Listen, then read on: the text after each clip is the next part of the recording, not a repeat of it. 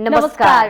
Mountain समाचारमा स्वागत छ। म उषा काफ्ले र म बिन्दु अधिकारी। सुरुमा अहिलेसम्मका मुख्य समाचार।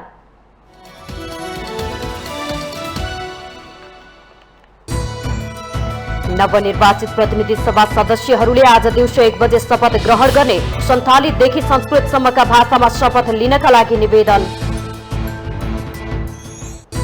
सिरियल किलर चार्ल्स सोबराजलाई थुनामुक्त गर्न सर्वोच्चको आदेश। 15 दिनभित्र आफ्नो देश फर्काउन आवश्यक व्यवस्था मिलाउन निर्देशन। कांग्रेस संसदीय दलको नेतामा शेरबहादुर देउवा भारी मतान्तरले विजयी। 89 मध्ये देउवाले 64 मत पाउँदा गगनलाई जम्मा 25 मत।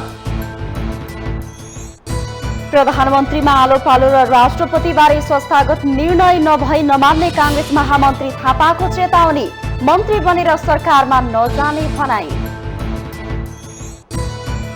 फोहोर वर्गीकरण गरेर उठाउने काठमाडौँ महानगरको योजना गफमा सीमित। फोहोर व्यवस्थापन सिक्न भन्दै कर्मचारीको विदेश सयर। युक्रेनलाई अमेरिकाले थप हतियार उपलब्ध गराए द्वन्द्व चर्किने रुसको चेतावनी। आफूहरू लामो समयसम्म सहयोगका लागि तयार रहेको अमेरिकी भनाई। र नेपाल टी20 क्रिकेट लिगमा विराटनगर सुपर किङ्सको कप्तानी वेस्ट इन्डिजका आन्द्रे म्याकार्थीले गर्ने। 17 सदस्यीय टोलीको घोषणा। जर्सी पनि सार्वजनिक।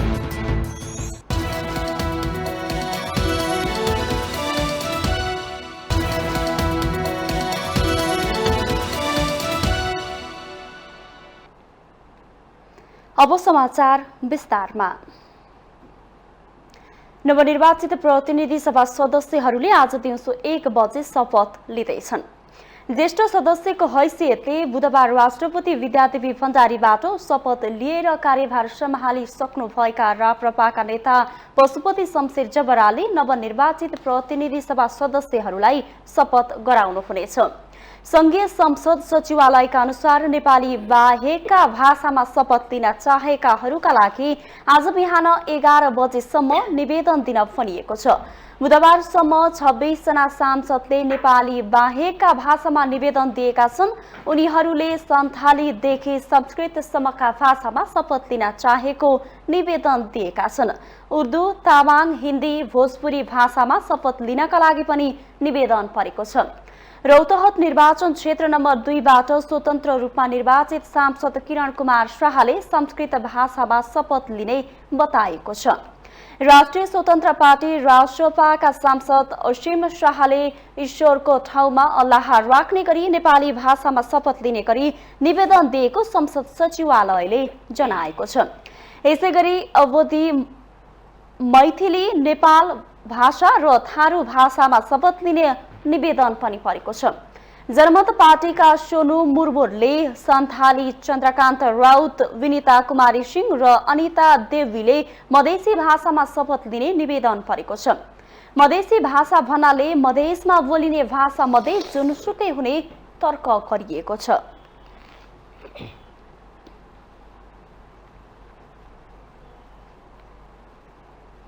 यसैबीच प्रतिनिधि सभाका सांसदहरूको शपथ लिनुभन्दा पहिले नै संसदका ज्येष्ठ सदस्य पशुपति शमशेर राणाको अध्यक्षतामा सर्वदलीय बैठक बोलाइएको छ। आज 1 बजे शपथ पूर्व 12 बजे संसदमा प्रतिनिधित्व गर्ने सबै राजनीतिक दलका नेताहरूलाई सर्वदलीय बैठकमा बोलाइएको हो। संसद सचिवालयका अनुसार 12 राजनीतिक दलबाट 1-1 जना र 5 स्वतन्त्र सांसदहरूलाई सर्वदलीय बैठकमा बोलाइएको हो। उक्त बैठकमा शपथ सम्बन्धी कार्यक्रमको ब्रिफिङ गर्ने एक अधिकारीले बताए। शपथ कसरी लिने, सांसदहरूलाई दिइने सुविधा लगायत विषयमा महासचिव र कार्यव्यवस्था महाशाखाका अधिकारीले जानकारी गराउने कार्यक्रम रहेको हो। उक्त बैठकमा सांसदहरूलाई सकेसम्म राष्ट्रिय पोसाकमा आउन या आफ्नो मौलिक संस्कृति झल्किने पोसाक लगाएर उपस्थित हुन आग्रह गरिने पनि बताइएको छ।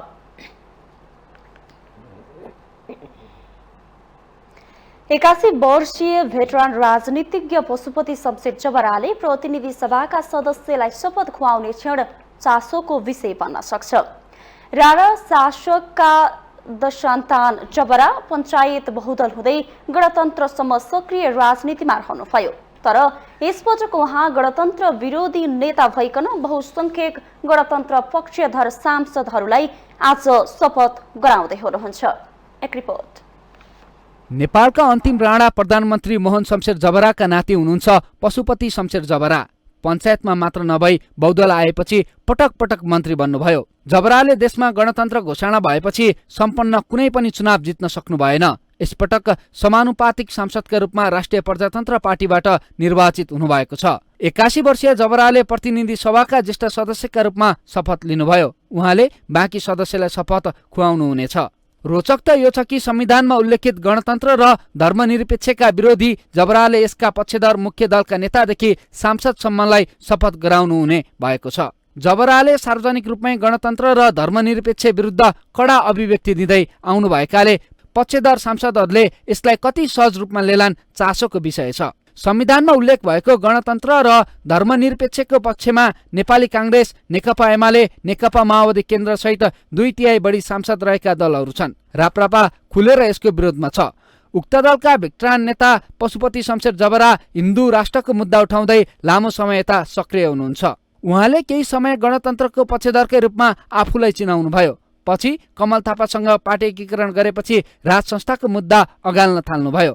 तर कमल थापा राप्रपाबाट अलग भई राज संस्था विरोधी निस्किनु भएको छ। पशुपति शमशेर भने राज संस्थाका पक्षधर बन्नु भएको छ। लामो राजनीतिक अनुभव सँगाल्नु भएका जबराबाट व्यक्तिगत रूपमा शपथ लिन सांसदहरूलाई अप्ठ्यारो महसुस नहोला। तर उहाँले उठाउनु भएका मुद्दाप्रति प्रतिनिधि सभाका 2/3 बढी नवनिर्वाचित सांसदहरूको विमति छ। लोकतन्त्रको सौन्दर्य भनेकै भिन्न विचारको पनि सामना गर्नु हो। जबरा गणतन्त्र विरोधी भए पनि गणतन्त्र पक्षधरले उहाँबाट शपथ लिनुलाई सामान्य रूपमा लिने अवस्था देखिन्छ। माउन्टेन टेलिभिजन एचटीका लागि सन्दीप शर्माको रिपोर्ट।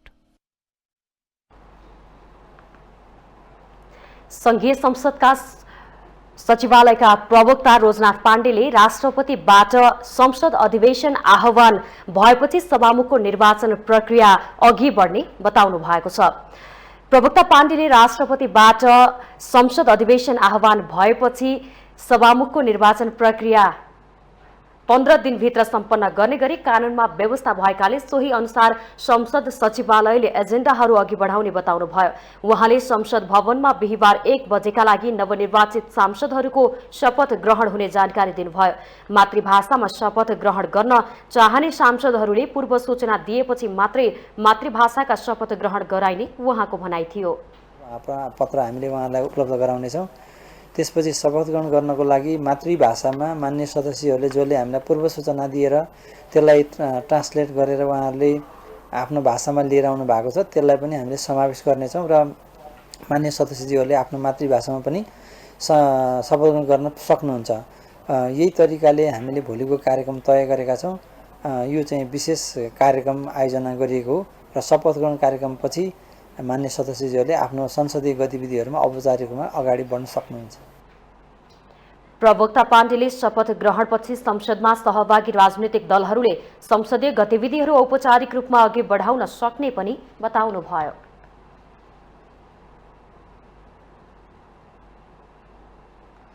सर्वोच्च अदालतले चितवन 2बाट निर्वाचित प्रतिनिधि सभाका सदस्य रवि लामिछानेको नागरिकता विवादमा अन्तरिम आदेश दिने नदिने बारे निर्णय गर्न दुवै पक्षलाई बोलाएको छ।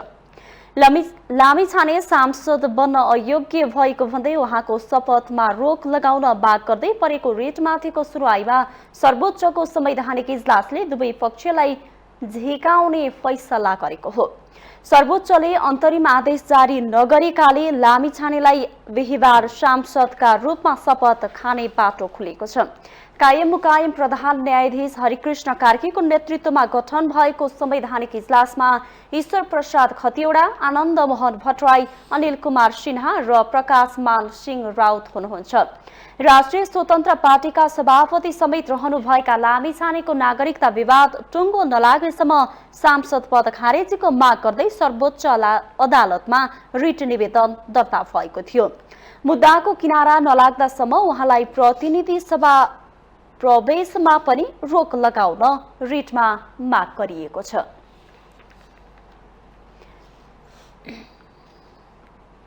विभिन्न आपराधिक घटनामा संलग्न भई जेलमा रहेका सिरियल किलर चार्ल्स सोभराजलाई तत्काल थुनामुक्त गर्न सर्वोच्च अदालतले आदेश दिएको छ। फ्रान्सेली नागरिक शोभराजलाई थुनामुक्त गर्न न्यायाधीशहरू सपना मल्ल प्रधान र तिल प्रसाद श्रेष्ठको संयुक्त इजलासले आदेश दिएको हो। आदेशमा 15 दिनभित्र शोभराजलाई उनको देश फर्काउन भनिएको छ। शोभराज बिकिनी किलरको उपनामले चिनिन्थे। नेपालमा विभिन्न समयमा भएका हत्याकाण्डको आरोप लागि दोष ठहर भई जन्म कैद सजाय काटिरहेका थिए। शोभराज पछिल्लो समय गम्भीर बिरामी पनि थिए। 19 वर्ष कैद अर्थात् 95% कैद सजाय भुक्तान गरिसकेको भन्दै स्वास्थ्यको कारण देखाएर जेल मुक्त गर्न बन्दी प्रत्यक्षीकरणको मुद्दा परेको थियो। शोभराज हाल 74 वर्ष पुगेका छन्। उनलाई मुटु सम्बन्धी रोग रहेको बताइएको छ।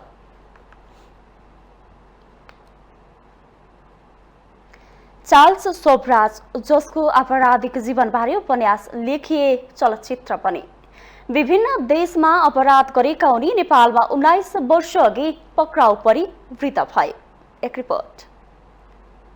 शोभराज कुख्यात अन्तर्राष्ट्रिय अपराधी हुन्। उनीमाथि विश्वका विभिन्न देशमा हत्या र लागु औषध तस्करीको अभियोग छ। हाल भियतनाममा रहेको र तत्कालीन फ्रान्सको साइगोनमा 6 अप्रिल 1944मा शोभराज जन्मिएका हुन्।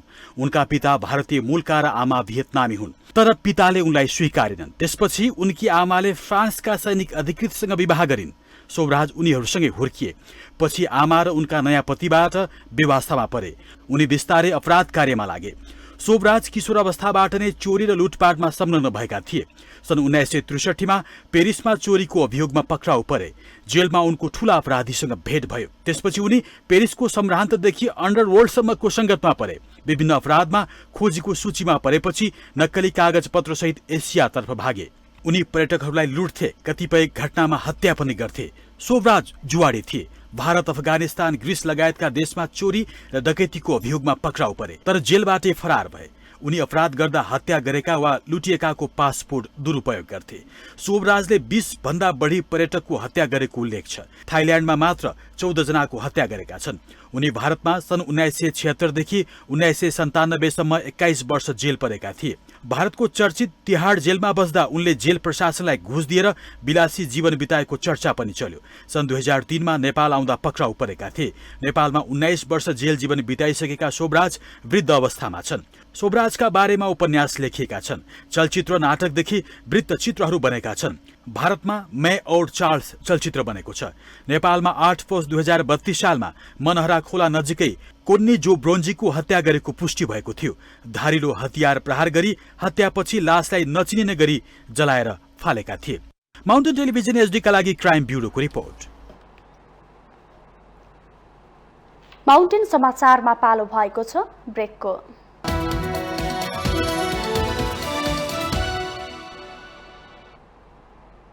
ब्रेकपछि स्वागत छ। अब बाँकी समाचार।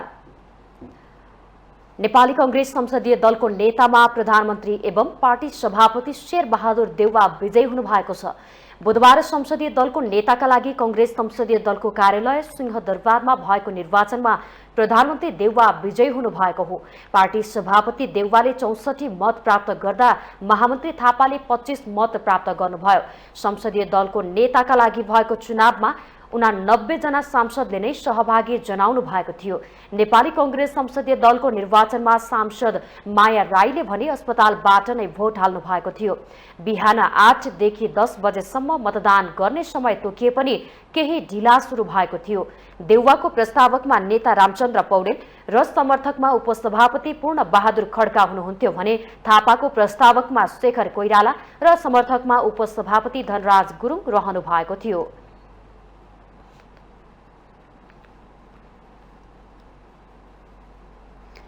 प्रधानमन्त्री एवं नेपाली कांग्रेसका सभापति शेरबहादुर देउवाले पार्टीलाई व्यवधान मुक्त राख्ने काममा आफू लाग्ने बताउनु भएको छ। बुधबार बिहान नेपाली कांग्रेस संसदीय दलको नेतामा निर्वाचित भएपछि सञ्चारकर्मीहरूसँगको कुराकानीमा उहाँले यस्तो बताउनु भएको हो।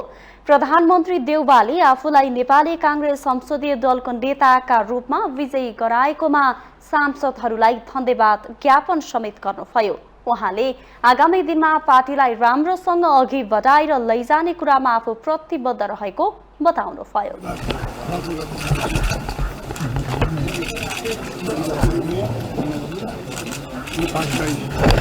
राम्रो पत्रकारी बनाएर आउँदो दिनमा पार्टी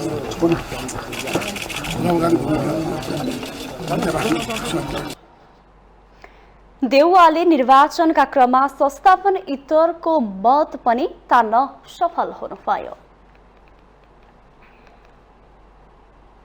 संसदको सबैभन्दा ठूलो पार्टी र सरकारको नेतृत्वको पहिलो हकदार भएकाले नेपाली कांग्रेस संसदीय दलको निर्वाचनलाई सबैले चासोपूर्वक हेरेका थिए। निर्वाचन पूर्व आफूलाई प्रधानमन्त्रीको दावेदार बनाएर महामन्त्री गगन थापाले राजनीतिक तरंग पैदा गरेका थिए। संस्थापन इतरको प्रतिनिधि बनेर चुनावी मैदानमा उत्रिएका थापाले अन्ततः आफ्नै खेमाको पनि पूरै मत पाएनन्। पुस्तान्तरणको लागि कांग्रेस भित्र उठेको आवाजले यसपटक पनि सार्थकता पाएन। एक रिपोर्ट। कांग्रेस संसदीय दलको बुधबार भएको निर्वाचनमा पार्टी सभापति एवं प्रधानमन्त्री समेत रहनुभएका शेरबहादुर देउवाले 64 मत ल्याउँदा गगन थापाको पक्षमा 25 मत मात्रै झर्यो, जबकि गगन संलग्न नेता डाक्टर शेखर कोइरालाको समूहमा 32 जना सांसद थिए। मंसिर 4 मा सम्पन्न निर्वाचनबाट कांग्रेसका 89 जना सांसद निर्वाचित भएका थिए, जसमा 57 जना प्रत्यक्ष र 32 जना समानुपातिकबाट निर्वाचित भएका हुन्। संसदीय दलको नेतामा प्रतिस्पर्धा गर्दा मनोनयन दर्ता गराउन अघि कोइराला समूहका नेताहरूले आफूहरूसँग 38 जना सांसद रहेको र देउवा समूहबाट केही सांसद आउने दावी गरेका थिए। तर देउवा समूहबाट त कोही आएनन् नै। गगन थापा पक्षका आफ्नै समूहले पनि मत दिएनन्। आफू अपेक्षा अनुसारको मत नआएको स्वयं थापा बताउँछन्। मैले मेरो आफ्नो कर्म गरेँ, मैले त्यो कुरा गर्नै पर्थ्यो हैन। यो परिणाम मेरो आफ्नो नियन्त्रणमा थिएन, जे आएको त्यसलाई मैले स्वीकार गर्छु। तर मैले यो कर्म मैले गर्नु पर्थ्यो। आज मैले यो कर्म नगरेको भए आज यहाँभित्र चाहिँ यहाँको नेतृत्व बदलिनुपर्छ भन्ने कुराको प्रारम्भ नगरेको भए नेतृत्व बदलिने कुरा चाहिँ झन् धेरै त्यो असम्भव दुष्कर लाग्थ्यो मलाई। अहिले म फेरि पनि पार्टीको 12औं महाधिवेशन सम्झन्छु। त्यो बेला मलाई धेरैले दुस्साहसी भनेका थिए, अहिले यो बेला भएको छैन भनेको थियो। साँच्चैकै त्यो बेलाको मत परिणामले बेला नभएको जस्तो देखियो। तर 13औं महाधिवेशनसम्म आइपुग्दै गर्दा 14औं महाधिवेशनमा आइपुग्दै गर्दाखेरि यति धेरै ठुलो कुराको बदलावबाट आयो कि यसलाई स्वाभाविक लाग्यो। कांग्रेसको 14औं महाधिवेशनमा संस्थापन पक्षबाट महामन्त्रीको उम्मेद्वार प्रदीप पौडेल समेत अहिलेको संसदीय दलको नेताको चुनावमा खुलेर थापाको पक्षमा देखिएका थिए। तर पनि थापाले सोचे अनुसारको मत प्राप्त गर्न नसक्नुमा पुस्तान्तरणको प्रयासमा कांग्रेस असफल देखिएको छ। कांग्रेसभित्र रूपान्तरण र पुस्तान्तरणको बहस चलिरहेका बेला फेरि उमेरमा पाका देउवा नै संसदीय दलको नेतामा निर्वाचित हुनुमा संस्थापन पक्षले भने परिपक्व र पार्टी थप बलियो हुनेमा ढुक्क देखिन्छन्। लोकतान्त्रिक मान्यता, डेमोक्रेसीको रुल्स र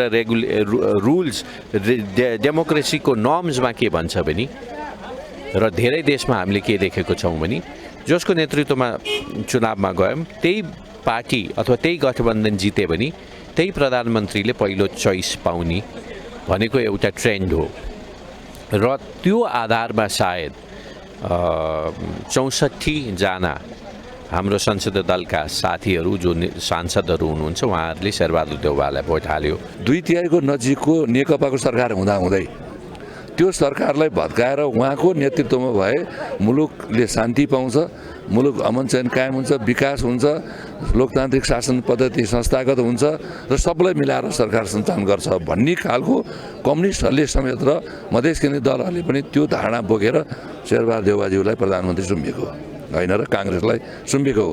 त्यसले त्यो काङ्ग्रेसमा र काङ्ग्रेसभित्रको शेरबहादुर देउवामा त्यो किसिमको क्षमता भएको कारणले भोलिका दिनलाई पनि त्यसरी मिलाएर लिएर जानु पर्ने हुन्छ। यसपटकको चुनावमा जनताको चाहना विशेष गरी युवा पुस्तामा प्रतिबिम्बित भए पनि तिनै जनताबाट चुनिएर आएका सांसदको चाहना भने कांग्रेस संसदीय चुनावमा त्यस्तो देखिएन। राजनीतिक विश्लेषक तथा कांग्रेस अध्यक्ष जगत नेपाल गगन थापाको उम्मेदवारी र पराजयलाई कसरी लिनुहुन्छ त? शेरबहादुर देउवालाई दिँदाखेरि मन्त्री पाइने भयो, मलाई लाग्छ पावरमा पुग्ने भयो, भोलि अपर्च्युनिटी पाउने भयो। गगन थापा कहाँ बसेर चाहिँ सङ्घर्ष गर्नुपर्ने भयो, अरू पोजिसनको लागि स्ट्यान्ड लिनु पर्यो। त्यस कारणले केही मान्छेले चाहिँ नेगोसिएट गरेको देखिन्छ प्रधानमन्त्री शेरबहादुर देउवासँग, जसले कुन पोजिसनमा पुग्छन् त्यसबाट राजनीतिको क्लियर हुन्छ। तर अहिले हामीले सामान्य रूपमा के बुझ्नुपर्छ भने शक्ति र सत्ताको प्रयोग पनि भयो र केही नेताहरूले आफ्नो भविष्य खोजे। किन भन्दा गगन थापाकोमा नेतृत्व एकैपटक जाँदाखेरि त्योभन्दा सिनियर भएको नेताहरूले आफूलाई सायद सेक्युर फिल गरेनन् र यो परिणाम आयो जस्तो मलाई लाग्छ। चौथो पटक संसदमा निर्वाचित 46 वर्षीय गगन थापा र 5 पटक प्रधानमन्त्री भइसकेका 76 वर्षका पार्टी सभापति शेरबहादुर देउवासँग पराजय भए पनि यो प्रतिस्पर्धाले पार्टीमा मात्र नभई मुलुकको नेतृत्व नयाँ पुस्ताले लिन सक्ने आँट गर्नुपर्छ भन्ने सन्देश काङ्ग्रेस सहित अन्य दलहरूलाई पनि दिइएको छ। माउन्टेन टेलिभिजन एचडीका लागि क्यामेरामा केशव श्रेष्ठका साथमा बटुक राजगिरीको रिपोर्ट। यसबीच महामन्त्री गगन कुमार थापाले संसदीय दलको नेताको चुनावमा आफूले पाएको मत अपेक्षाकृत नभएको प्रतिक्रिया दिनुभएको छ। मत परिणाम सार्वजनिक भएपछि सञ्चारकर्मीसँग कुरा गर्दै उहाँले अपेक्षाकृत परिणाम नआए पनि निराश नभइकन थप मेहनत गर्ने बताउनुभयो। मन्त्री बनेर सरकारमा नजाने भन्दै फेरि संसदीय दलको नेता हुन कोसिस गर्ने उहाँको भनाइ थियो। अर्को एक प्रसङ्गमा थापाले सरकार निर्माण र राष्ट्रपतिबारे पार्टी सभापति एवं संसदीय दलका नेता देउवाले बन्द कोठामा सहमति गरे, त्यसलाई काङ्ग्रेसले नबोक्ने चेतावनी दिनुभयो। माओवादीसँग आलो पालो प्रधानमन्त्री र राष्ट्रपतिबारे भागबन्दाको तयारी भइरहेका बेला यी विषयमा संस्थागत निर्णय हुनुपर्ने थापाको भनाइ छ। स्वाभाविक रूपमा काङ्ग्रेसको नेतृत्वमा सरकार बन्नुपर्ने र त्यस सम्बन्धी निर्णय पारदर्शी हुनुपर्ने भन्दै उहाँले पछि धोका भयो भन्न नपाइने प्रश्न पार्नुभयो। भनेर चाहिँ यो कुनै खालको यदि समझदारी गर्छ, कुनै खालको अन्डरस्ट्यान्डिङ गर्छ भन्यो भने त्यो पार्टीसँग संस्थागत रूपमा भएको छ भने नेपाली काङ्ग्रेस पार्टीले त्यसलाई बोक्छ, हामी त्योसँग बाँधिन्छौँ।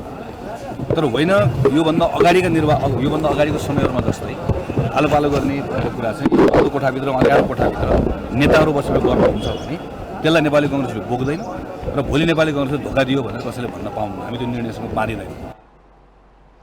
संसदीय दलको नेतामा प्रतिस्पर्धा गर्नुभएका महामन्त्री थापाले आफ्नै समूहको पनि मत पाउनु भएन, जबकि 14औं महाधिवेशनमा शेखर कोइराला पक्षमा खुलेका कम्तीमा 32 सांसद अहिले निर्वाचित भएका थिए। अहिले तिनै सांसद मध्ये केहीले किताब परिवर्तन गरेका छन्।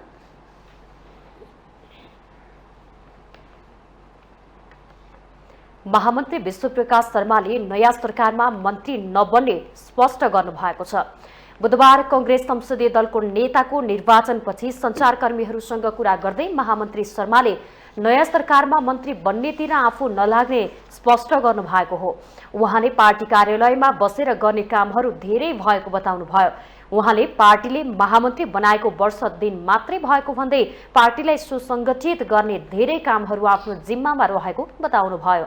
महामन्त्री शर्माले सरकारमा जाने पार्टीका नेताहरूलाई घोषणापत्रमा उल्लेख गरिएका प्रतिबद्धता अनुसार काम गराउन जोड दिने बताउनुभयो। नागरिक अधिकारलाई मैले सम्मान गर्नुपर्छ, तर के हो भने मैले चाहिँ लाग्न किन मिल्दैन भने मलाई यिनै साथीभाइहरूले 1 वर्ष अगाडि मात्रै पार्टीको महामन्त्री बनाउनु भएको हो नि त। 1 वर्ष अगाडि महामन्त्री बनाएर मेरो काँधमा कतिवटा कामहरू गर्न नसकिराखिएको, नभ्याइराखिएको कामहरूले मलाई पर्खिरहेको बेला छ। अनि विश्वप्रकाश शर्मा तुरुन्तै मन्त्री बन्नतिर लाग्नु यदि उचित हुँदैन भन्ने कारणले मैले चाहिँ के भन्दाखेरि अहिले म मन्त्री बन्ने कुरामा छैन र अहिले सरकारमा जाने कुरामा साथीहरू जानुहुन्छ। जान चाहने साथीहरूलाई सम्बोधन गर्नु राम्रो, जाने चाहने साथीहरूलाई हौस्याउनु राम्रो, जाने साथीहरूलाई चाहिँ घोषणापत्र निर्माण समितिको संयोजक भएको नाताले यो घोषणापत्र बोकेर काम गर्नु होला है मन्त्रीजी भनेर भन्नु राम्रो। महामन्त्री शर्माले सरकारमा जाने सांसदहरूको संयोजन लगायतका कामहरू अघि बढाउने कुरामा आफू लागि पर्ने बताउनुभयो।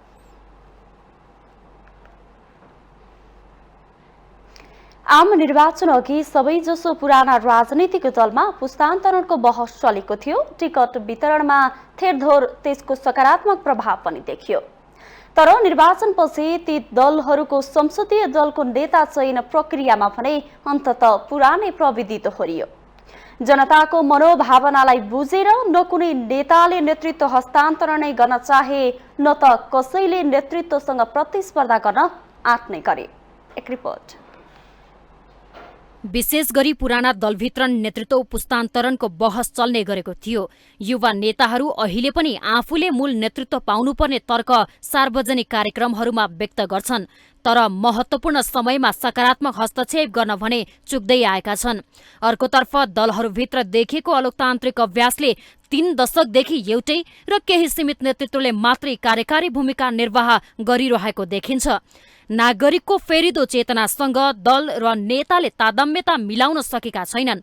परिवर्तनको आवाजलाई पुराना नेताहरूले आफ्नै ढङ्गले व्याख्या गरिरहेका छन्। फलस्वरूप उनीहरूप्रति नागरिकको वितृष्णा हालै सम्पन्न निर्वाचनमा देखिसकेको छ। तर यसले कुनै पनि दलका मै हुँ भन्ने नेतालाई छोएको देखिँदैन।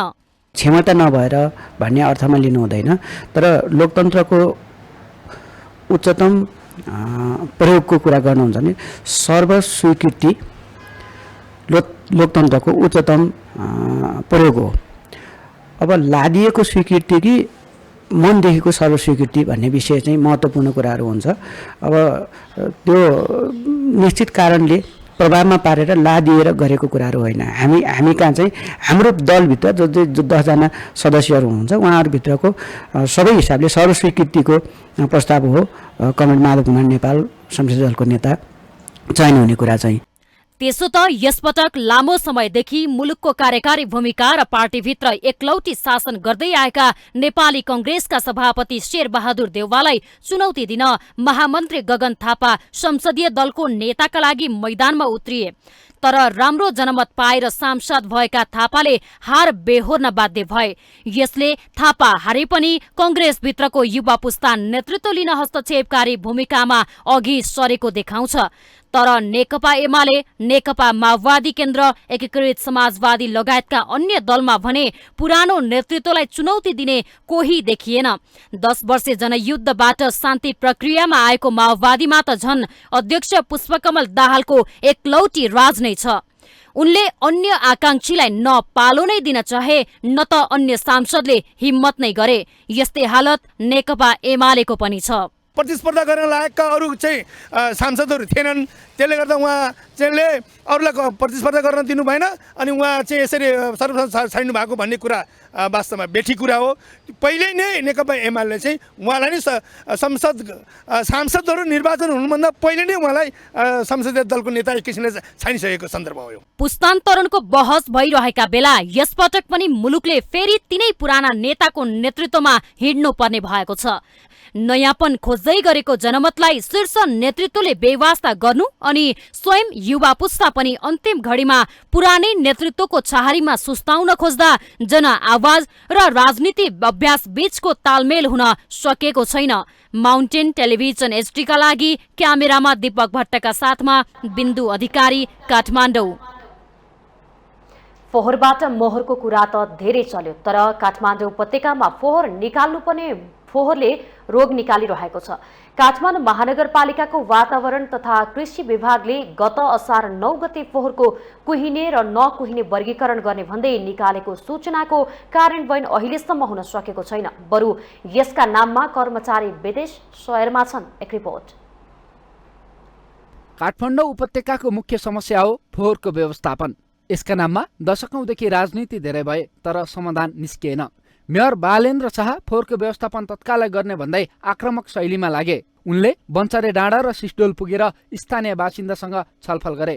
फोहोर रोक्न खोज्ने र व्यवस्थापन गर्न खोज्ने बीच भिडन्त नै चल्यो। मेयर बालेनले अहिलेको अवस्थामा ल्यान्डफिल साइड निर्माण नभइसकेकोले पुरानै ठाउँमा फोहोर व्यवस्थापन गर्नुपर्ने बाध्यता रहेको भन्दै तत्कालको समस्या समाधान गरे। कुहिने र नकुहिने फोहोर छुट्याएर विगतभन्दा फरक तवरबाट फोहोर व्यवस्थापन गर्ने उनको भनाइ थियो। मेयरकै निर्देशनमा असार 9 गते महानगरपालिकाको वातावरण तथा कृषि विभागले स्रोतमै कुहिने र नकुहिने फोहोर छुट्याउनु पर्ने सूचना उल्लेख गरेको थियो। वर्गीकरण नगरी दिएको फोहोर सङ्कलन नगर्ने भन्दै महानगरले सूचनाको अटेरी गर्नेलाई प्रत्येक पटक 500 रुपैयाँ जरिवाना गर्ने चेतावनी नै दियो। तर अहिले 6 महिना बित्दा पनि महानगरले वर्गीकरण सहितको फोहोर उठाउन सकेको छैन। हामीले वास्तविक रूपबाट चाहिँ अहिले चाहिँ ठ्याक्कै चाहिँ हामीले सोचे अनुसारको चाहिँ हाम्रो चाहिँ यो ट्रान्सफर्मर सेन्टर यो हाम्रो टेकुमा चाहिँ यसलाई चाहिँ व्यवस्थापन गर्न सकेको भए यसलाई चाहिँ कन्टिन्युटी हुने थियो। तर चाहिँ यो गएर चाहिँ बन्चरे धारोमै गएर चाहिँ सबै चिजहरू भएको कारणले गर्दाखेरि अहिले चाहिँ सेग्रिगेसनका कामहरू चाहिँ घरबाट गर्ने काम गरेको छैन।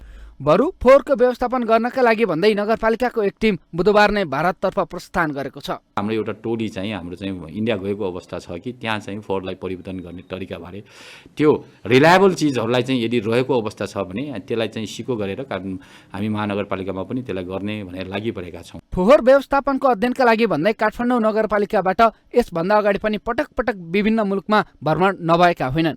फोहोरको नाममा भ्रमण गर्ने तर कुनै प्रतिफल नदिने गतिविधिका कारण देशको रकम बालुवामा पानी खनाए जस्तै भएको छ। फोहोर व्यवस्थापनका लागि आवश्यक रकम खर्च गरेर भ्रमण र अध्ययन भन्दा पनि परिणाममुखी दिगो योजना अनिवार्य आवश्यकता हो। माउन्टेन टेलिभिजन एसटीका लागि क्यामेरामा विक्रम साक्यका साथ सन्दीप शर्माको रिपोर्ट। माउन्टेन समाचारमा पालो भएको छ ब्रेकको।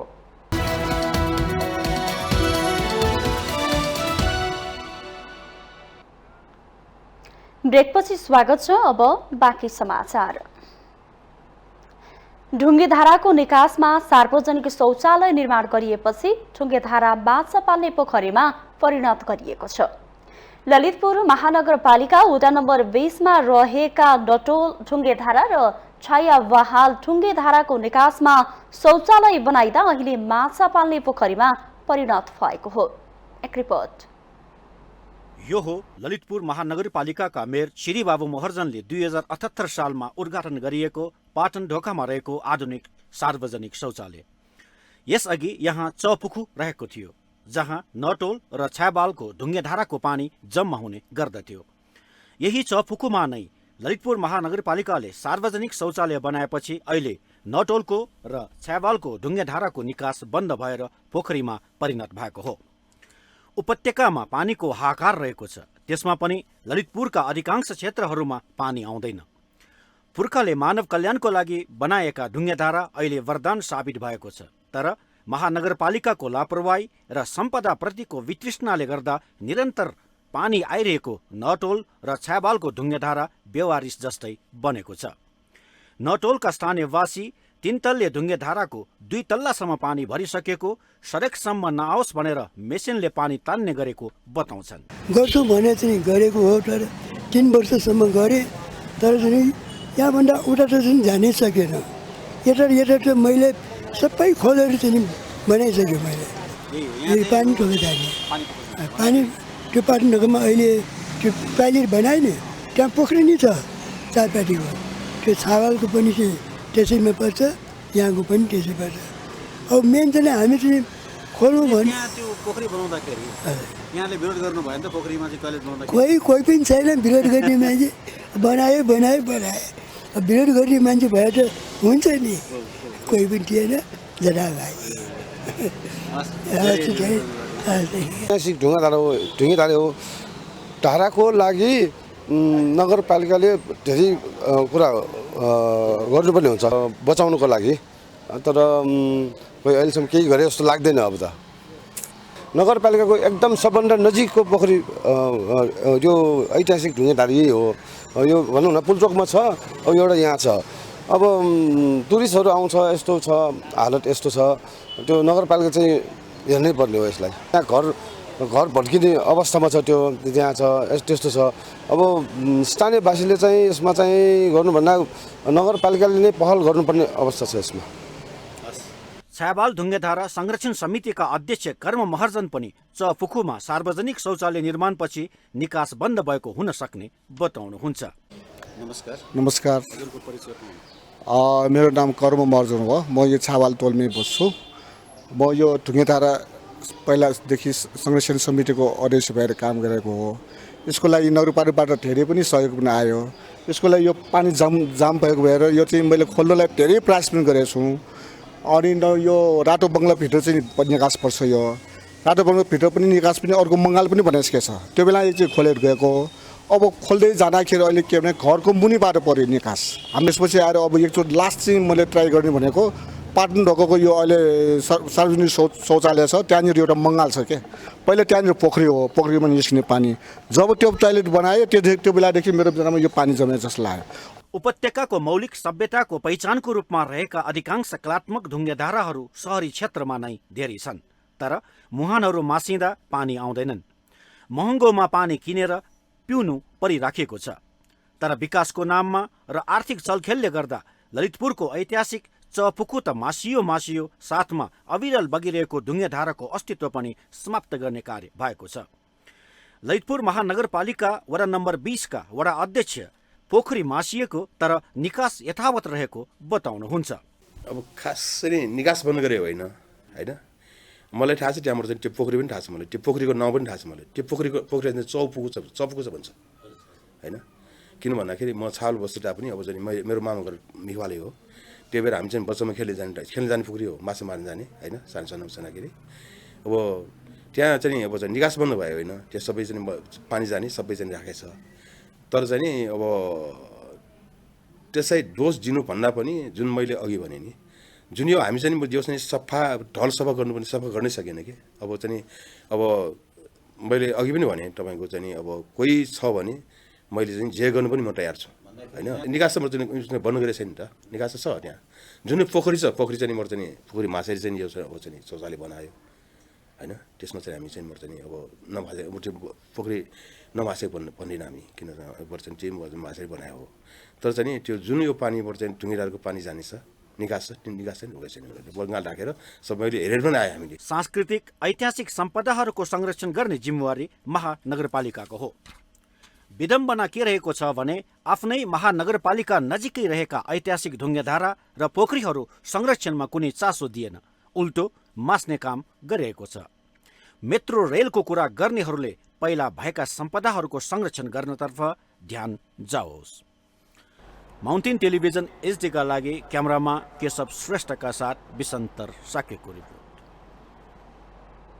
काठमाडौँ महानगरपालिकाले 10 नम्बर ओडाको धोबीखोला किनार क्षेत्रको देवीनगरमा निर्माण गरिएका संरचनाहरू भत्काएको छ। बुधबार काठमाडौँ महानगरपालिकाले सो क्षेत्रमा निर्माण गरिएका संरचनाहरू भत्काएको हो। महानगर प्रहरीले सार्वजनिक जग्गामा बनेको घर टहरा, मापदण्ड विपरीतको होर्डिङ बोर्ड, नक्सा विपरीतको बेसमेन्ट प्रयोग, फुटपाथ व्यवसाय हटाउँदै आएको छ। महानगरले डोजर चलाएपछि त्यस क्षेत्रमा व्यापार व्यवसाय गर्नेहरूको भागाभाग भएको थियो। धोबीखोला करिडोरका घरधनीहरूले काठमाडौँ महानगरले घर जग्गाको लालपूर्जा हुँदा समेत ज्यादती गरेको आरोप लगाएका छन्। करिडोरका घरधनीहरूले महानगरले शक्तिको आडमा लालपूर्जा भएको घर समेत भत्काएर घरमा बस्नेहरूलाई बिचल्ली बनाएको उनीहरूको आरोप छ। सरकारी जग्गा नभएको जानकारी दिँदा समेत निजी घर भत्काएर महानगरले आतंक फैलाएको स्थानीय घरधनीको आरोप छ। राज्यका एउटै निकायको दोहोरो भूमिका हुन्छ त। एउटा अर्कोले राजस्व चाहिन्छ, ठिक छ, त्यो सरकारले के नाम नीति नियम भन्ने कुरो एउटा हुँदैन। कस्तो खालको अमिनी लाग्छन्, एउटै अमिनीले दुईचोटि नापेर दुईचोटि नाप्दाखेरि पनि क्लियर भएको छैन। आज पनि हामीले बारबार एकचोटि पनि आएर नापेनन्, किन नापेन? यहाँ गएर तपाईँले हेर्नुहोस् न कतिवटा छन् चिना। खोला कोरिडोरसँगै गएर सोधेको छु, तपाईँको पर्या छ कि मेरो जग्गा अझ 2 आना पुगेन, तपाईँहरूले लिनुभयो कि बाटो पो बनाउनु भयो कि भन्दा हामीले बाटो आफ्नै जग्गामा बनाएका छौँ, तपाईँको जग्गा लिएकै छैनौँ, तपाईँको अन्त्य कतै होला खोजी गर्नुहोस् भन्नुभएको छ। आज अहिले 4 आना 1 पैसा मात्रै मसँग जमिन छ, 6 आना एकदम हुनुपर्ने मेरो जमिन, अनि त्यो धोबी खोलाले क्लिन लेखेर दिएको छ। तर फिल्ड फरक पर्यो कि र यसको 4 लाख कति तपाईँ राजस्व मात्रै तिरेको छ। अब तपाईँले यो चाहिँ 4,73,000 को राजस्व त्यतिखेर तिरेको छु। मेरो यो सस्किन समेत भएका छैन। आतङ्क त भयो होला, कसरी भयो मैले म सूर्य विनायक थिएँ, थाहा पाएर दौड्दै आउँदाखेरि पुरै यहाँ जाँदैछ। त्यहाँबाट काठमाडौँ महानगरपालिकाले अनामनगर धोबीखोला करिडोरको सरकारी जग्गामा बनाएका संरचना हटाउन सूचना जारी गर्दा समेत नमानेको भन्दै बुधबार डोजर प्रयोग गरी भत्काएको हो। प्राज्ञिक विद्यार्थी परिषद नेपालले विश्वव्यापी सदस्यता वितरण अभियानलाई तीव्रता दिएको छ। पौष 3बाट जारी अभियान 10 पौषसम्म रहने बताइएको छ। परिषदका राष्ट्रिय महासचिव छितराज नेउपानेले ज्ञानशील र एकताको आदर्श बोकेको परिषद विद्यार्थीमाझ सशक्त शक्ति भइसकेको बताउनुभयो। 50,000 सदस्य यो वर्षको 50,000 सदस्यता लक्ष्य प्राज्ञिक विद्यार्थी परिषद नेपालको रहेको छ।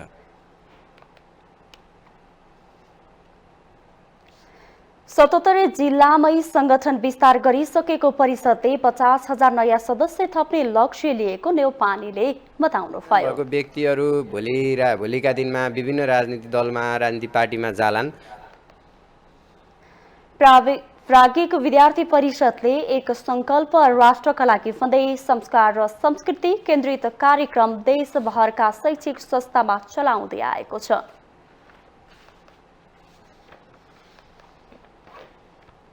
संस्कृति पर्यटन तथा नागरिक उड्डयन मन्त्रालयले कीर्तिमानी आरोही सानु शेर्पालाई सम्मान गरेको छ। आरोही शेर्पालाई संस्कृति पर्यटन तथा नागरिक उड्डयन मन्त्री जीवनराम श्रेष्ठले बुधबार मन्त्रालयमै सम्मान गर्नुभएको हो। उहाँले शेर्पालाई आफ्नो 1 महिनाको तलब 70,730 रुपैयाँ बराबरको चेक सम्मान स्वरूप हस्तान्तरण गर्नुभयो। आरोही शेर्पाले 8,000 मिटरभन्दा अग्ला 14वटा हिमाल 2 पटक आरोहण गरेर विश्व कीर्तिमान कायम गर्नुभएको छ।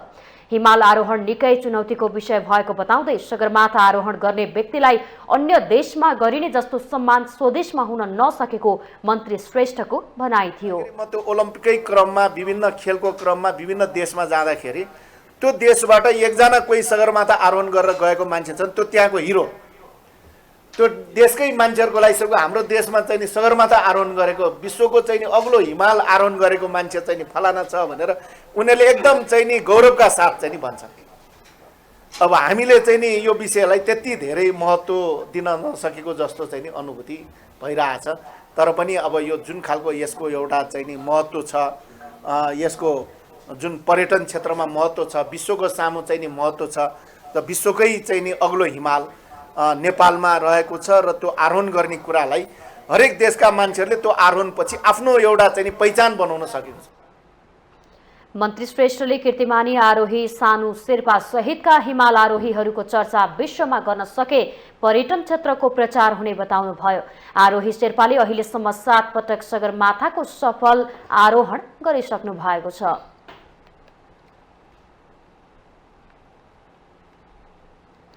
रामेछापको खाडादेवी गाउँपालिकाका कर्मचारीले हाजिर नै नभई तलब बुझेको पाइएको छ। कर्मचारीले तलब बुझ्नको लागि हाजिर प्रमाणित गराउनु पर्ने हुन्छ, तर साउन महिनादेखि हाजिर नभएका कर्मचारीले समेत असोजसम्मको तलब खाएका छन्। एक रिपोर्ट। रामेछापको खाडादेवी गाउँपालिकाका केही कर्मचारीहरू साउनदेखि कार्यालयमा अनुपस्थित भएको पाइएको छ। कर्मचारीले तलब भुक्तानी लिन हाजिर प्रमाणित गर्नुपर्ने हुन्छ, तर हाजिर प्रमाणीकरण गर्ने प्रमुख प्रशासकीय अधिकृत नारायण लामिछाने नै कार्तिकदेखि हालसम्म हाजिर नभएको पाइएको छ। कार्यालयमा राखिएको हाजिरी पुस्तिका अनुसार प्रमुख प्रशासकीय अधिकृत लामिछानेको कार्तिक 3 गतेपछि हाजिर नभएको देखिएको हो। त्यस्तै गाउँपालिका स्वास्थ्य शाखा प्रमुख ओम प्रकाश श्रेष्ठको पनि साउन महिनादेखि नै हाजिर नभएको पाइएको छ। साउन महिनादेखि हाजिर नभएका कर्मचारीहरूले पनि असोज महिनासम्मको तलब भने बुझिसकेका छन्। स्वास्थ्य शाखामा कार्यरत सिनियर अनमी वसुन्धरा सुवेदीले पनि साउनदेखि कार्यालयमा हाजिर नभई तलब बुझेको पाइएको छ। कर्मचारीले बिहान 10-15 बजे अघि नै हाजिर गरिसक्नुपर्ने र हाजिर नगरी तलब भुक्तानी दिन नमिल्ने गाउँपालिका लेखा शाखाको भनाइ छ। कर्मचारी सबैले नियमित रूपमा गर्नुपर्छ। त्यो पनि नियमित भनेको हजुरले बिहान अफिस टाइममा ठ्याक्कै 10-15 भन्दा अगाडि गरिसक्नुपर्छ। हाजिर बिना त तलब दिन मिल्दैन, तर नियमित रूपमा चाहिँ उहाँहरू कार्यालयमा भएकोले हाजिर नगर्नु चाहिँ उहाँहरूको व्यक्तिगत कुरा पनि हो, किन भन्दाखेरि उहाँहरूको संस्थागत जिम्मेवारी होइन, त्यो महसुस उहाँहरू आफूले गर्नुपर्छ भन्ने मलाई लाग्छ होइन। इभन मैले हेर्नु होला, मेरो तपाईँले त्यहाँ गएर अहिले यहाँ हाजिरी आउँछ हेर्न सक्नुहुन्छ, मैले नियमित रूपमै आफ्नो कार्यालयमा ठ्याक्कै हाजिरी गरेँ। आफूहरू नियमित कार्यालयमा उपस्थित भएको तर हाजिर गर्न छुटेको स्वास्थ्य शाखा प्रमुख ओम प्रकाश श्रेष्ठ दावी गर्नुहुन्छ। हाजिरी एउटा भनौँ सुशासनको दृष्टिकोणले हाजिरी नगरिएको भन्ने कागजमा देखिए पनि खाडदेवी गाउँपालिकामा स्वास्थ्य शाखामा कर्मचारी नभएर अथवा स्वास्थ्य शाखामा मान्छे नभएर काम रोकिएको अथवा सेवाग्राहीलाई मर्का परेको भन्ने कुरा कतै देखिएको अहिलेसम्म आवाज आएको छैन। भ्रमण अभिलेखीकरण छ, त्यसलाई हेरेर अब हामी काम गरिरहेको बेलाको त हाजिर गर्नै पर्यो सर। अब त्यसलाई हामीले किन तलब पनि खाइसकेका छौँ र हामीले काम गरेको पनि हो, काम नगरेको पनि होइन, काम गरिराखेको हो, हाजिर हुन छुटेको हो। अब त्यो कार्य प्रमुखले के भन्नुहुन्छ त्यही अनुसार हामीले गर्छौँ। प्रमुख प्रशासकीय अधिकृत नारायण लामिछाने भने प्रशासन फाँटका कर्मचारीलाई दोष देखाउँदै पन्छिन खोज्नु भएको छ। आफूले कामलाई प्राथमिकतामा राख्दा हाजिर गौण बन्न गएको उहाँको तर्क छ। हामी बाहिरतिर निस्किँदा, तालिमतिर निस्किँदा त प्रशासनको पाटो चाहिँ अलि कमजोर चाहिँ रह्यो हाम्रो प्रशासन शाखाको। त्यसमा चाहिँ बाहिर निस्किँदा बाहिर गएको भन्ने हिसाबले कोर्डिनेसन गरिदिएको भए चाहिँ यो समस्या चाहिँ आउँदैन थियो। अब त्यहाँ हाजिर बाहेक अरू पाटो पनि छ, दर्ताको पाटो, चलानीको पाटो, तोक्लाको पाटोहरू, योजना सम्झौता गरेको पाटोहरू, अनुगमनमा गएको पाटोहरू, समितिलाई अवेरनेस गर्न गएको पाटोहरू, चुनावमा खटेको पाटोहरू, ती सबै पाटोहरू छन् नि त। हामी हाजिरलाई भन्दा कामलाई प्रायोरिटी दिइरहेछौँ, गरिरहेको छु। हामी बिहानै निस्केर गइसकेपछि हाजिरै गर्ने भन्ने हिसाबले चाहिँ हाजिर रजिस्टरै खोल्ने भन्ने भन्दा पनि कामलाई प्रायोरिटी दिउँ भन्ने हिसाबले चाहिँ हाजिरको पाटो चाहिँ गाउनु भएको हो। कर्मचारीले हाजिरी प्रमाणित नगरी तलब भत्ता बुझ्नु अनियमितता भएको भन्दै आवश्यक छानबिन गर्ने गाउँपालिकाको प्रतिक्रिया छ। यसले लिने हक राख्छन् होला त्यो कुरा, तर तलब भत्तै भनेर हाजिरी प्रमाणित पनि नभइकन यदि तलबको भुक्तानी भएको छ भने त्यो पनि अनियमितता हुन्छ। त्यो यदि त्यस्तो भएछ भने कारबाहीको प्रक्रिया अगाडि बढाउनु पर्छ। म यसलाई हेर्छु, सबै कुरा छानबिन गर्छु र चाहिँ म फेरि चाहिँ आफ्नो तहबाट पनि यसलाई चाहिँ तपाईँको एउटा एक्सन लिने, अनुशासित बनाउने म यो कोसिस पनि गर्छु। हाजिर नै नगरी कर्मचारीले तलब बुझ्नुले खाडादेवी गाउँपालिकाका कर्मचारीको अनुशासन र प्रशासनिक सुशासनमा समेत प्रश्न उठेको छ। माउन्टेन टेलिभिजन एचडीका लागि रामेछाप सहकर्मी कुमार श्रेष्ठको रिपोर्ट। हामीसँग आर्थिक, अन्तर्राष्ट्रिय र खेल समाचार बाँकी नै छन्। माउन्टेन समाचारमा पालो भएको छ अर्को ब्रेकको।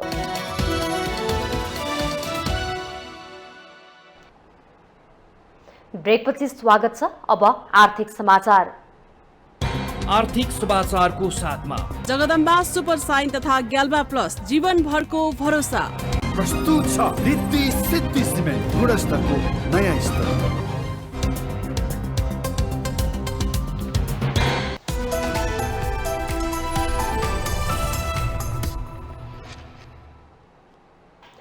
उद्योग, वाणिज्य तथा आपूर्ति मन्त्री दिलेन्द्र प्रसाद बडुले उद्योग क्षेत्रमा देखेका समस्या समाधान गर्न सरकार तयार रहेको बताउनु भएको छ। बुधबार नेपाल ट्रेड युनियन कंग्रेसले आयोजना गरेको कार्यक्रममा मन्त्री बडुले उद्योग क्षेत्रमा देखिएका नीतिगत तथा अन्य समस्या समाधान गर्न सरकार तयार रहेको बताउनुभयो। पछिल्लो समय मुलुकको अर्थतन्त्र सुधारमा समस्या देखिएको भन्दै उहाँले सरकारले मुलुकको आयात तथा निर्यातलाई सन्तुलनमा ल्याउन कोसिस गरिरहेको उल्लेख गर्नुभयो। मुलुकभित्र औद्योगिक वातावरण बनाएर रोजगारी र उत्पादन बढाउन आवश्यक रहेको मन्त्री बडुको भनाइ थियो। मुलुकको आयात निर्यातको सन्तुलनमा ल्याउने कोसिस गर्ने हो र मुलुकमा रोजगारी बढाउने हो, प्रोडक्सन बढाउने हो, उत्पादन बढाउने हो र त्यसका निमित्त राम्रो रिलेसनसिप इन्डस्ट्रिजभित्र र डेमोक्रेटिक रिलेसनसिप भनिरहेका छौँ है। त्यसरी हामी जानका निमित्त सरकार तयार छ। म यति यहाँहरूलाई भन्न चाहन्छु, तपाईहरु 2 दिनसम्म समस्या के हुन्, इस्युज के हुन् त्यसमा छलफल गरौँ। सरकार त्यसमा पूर्ण रूपले यी समस्याको समाधान गरेर मुलुकको हितका निमित्त हामी काम गर्न तयार छौँ। मन्त्री बडुले पछिल्लो समय नेपालमा आन्तरिक तथा वैदेशिक लगानी कम मात्रामा आएको भन्दै चिन्ता समेत व्यक्त गर्नुभयो।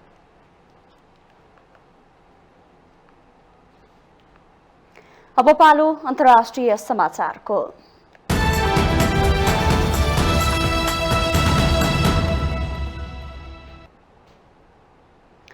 रुसले युक्रेनलाई थप हतियार उपलब्ध गराई द्वन्द्व चर्किने चेतावनी दिएको छ। राष्ट्रपति भोलोदिमिर जेलेन्स्कीले व्हाइट हाउस भ्रमणका क्रममा वाशिंटनले कियवका लागि नयाँ हतियार प्याकेज घोषणा गर्ने अपेक्षा बीच रुसले सहयोगी राष्ट्रले थप हतियार उपलब्ध गराउँदा द्वन्द्व चर्किने बताएको हो। रुसी सरकारका प्रवक्ता दिमित्री पेस्कोभले यी सबै कुराले निश्चित रूपमा द्वन्द्वलाई बढावा दिन्छ भन्दै युक्रेनका लागि राम्रो संकेत नगर्ने चेतावनी दिनुभयो। युक्रेनी राष्ट्रपति जेलेन्स्कीले रुसी राष्ट्रपति भ्लादिमिर पुटिनसँगको वार्ता इन्कार नगर्ने आशा राखेको पेस्कोभको भनाइ छ। जेलेन्स्कीले वाशिंटनमा अमेरिकी समकक्षी जो बाइडेनसँग भेटवार्ता गर्ने कार्यक्रम सार्वजनिक भएको छ। व्हाइट हाउसकी प्रवक्ता करेन जेन पियरले एक विज्ञप्ति जारी गर्दै यो भ्रमणले युक्रेनलाई जति सक्दो लामो समयसम्म सहयोग गर्ने अमेरिकाको दृढ प्रतिबद्धतालाई दर्शाउने उल्लेख गर्नुभएको छ। राष्ट्रपति जेलेन्स्कीले ट्विटर सन्देशमा भ्रमणबारे पुष्टि गर्दै युक्रेनको लचकता र प्रतिरक्षा क्षमतालाई मजबुत बनाउन आफू अमेरिका जान लागेको उल्लेख गर्नुभएको छ।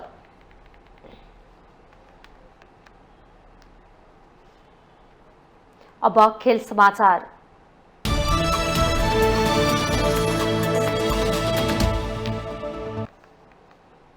नेपाल टी20 क्रिकेट लीगमा फ्रेन्चाइज टोली विराटनगर सुपर किङ्सको कप्तानी वेस्ट इन्डिजका आन्द्रे म्याकार्थीले गर्ने भएका छन्। बुधबार पत्रकार सम्मेलन मार्फत ब्याट्सम्यान आन्द्रे म्याकार्थीले विराटनगर सुपर किङ्सको कप्तानी गर्ने जानकारी दिएको हो।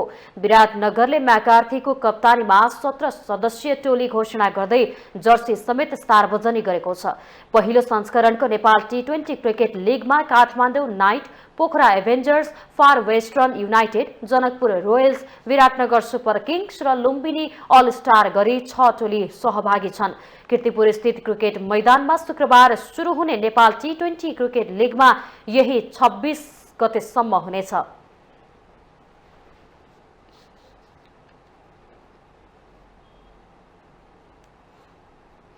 गण्डकी प्रदेशमा आयोजना भएको 9औं राष्ट्रिय खेलकुद प्रतियोगितामा पदक विजेता खेलाडीलाई प्रदेश नम्बर 1 सरकारले नगद सहित सम्मान गर्ने भएको छ। प्रदेश 1 सरकारले 9औं राष्ट्रिय खेलकुदमा पदक विजेतालाई नगद पुरस्कार सहित सम्मान गर्ने निर्णय गरेको छ। 9औंमा स्वर्ण पदक विजेतालाई 1 लाख, रजत विजेतालाई 75,000 र कांस्य पदक विजेतालाई 50,000ले पुरस्कृत गर्ने निर्णय प्रदेश 1 सरकारले गरेको हो। 9औं राष्ट्रिय खेलकुद असोज 28 गतेबाट कार्तिक 3 गतेसम्म आयोजना भएको थियो। 9औंमा प्रदेश 1ले 10 स्वर्ण, 23 रजत र 50 कांस्य पदक गरी कुल 83 पदक जितेको थियो। प्रदेश 1 9औंको पदक तालिकामा 6औं स्थानमा रहेको थियो।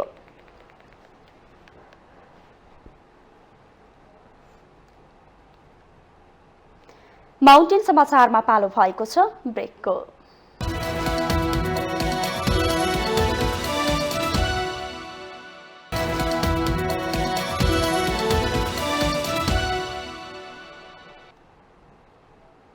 ब्रेकपछि स्वागत छ। अब यो सँगै हामी माउन्टेन समाचारको अन्त्यमा आइपुगेका छौं। जाँदा जाँदै मुख्य समाचार पुनः एकपटक।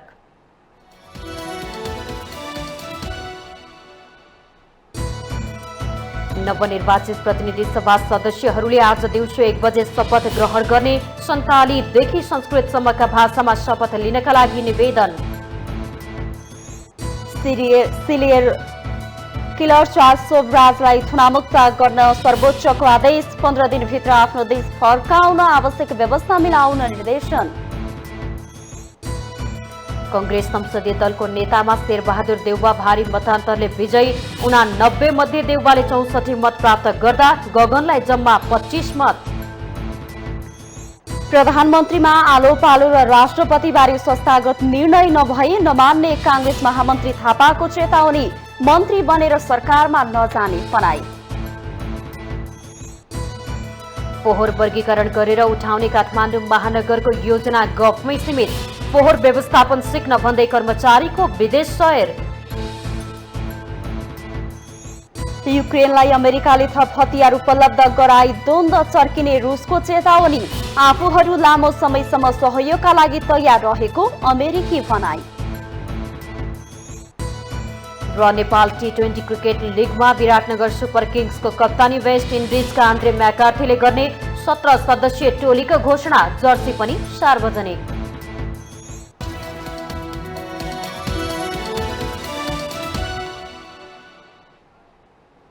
माउन्टेन समाचार अहिलेलाई सकियो। सत्य, तथ्य र निष्पक्ष समाचारका लागि माउन्टेन टेलिभिजन HD हेर्दै रहनुहोला। नमस्कार।